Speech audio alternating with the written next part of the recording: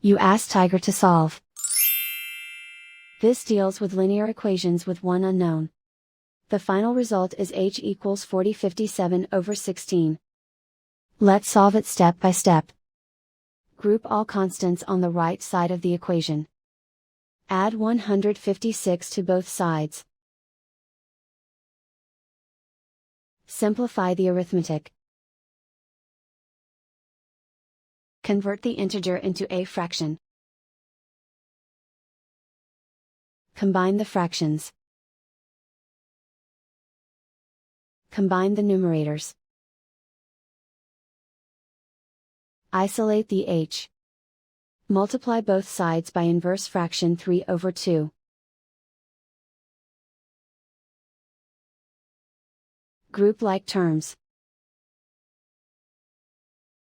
Multiply the coefficients. Simplify the fraction.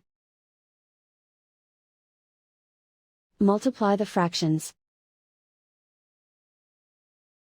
Simplify the arithmetic.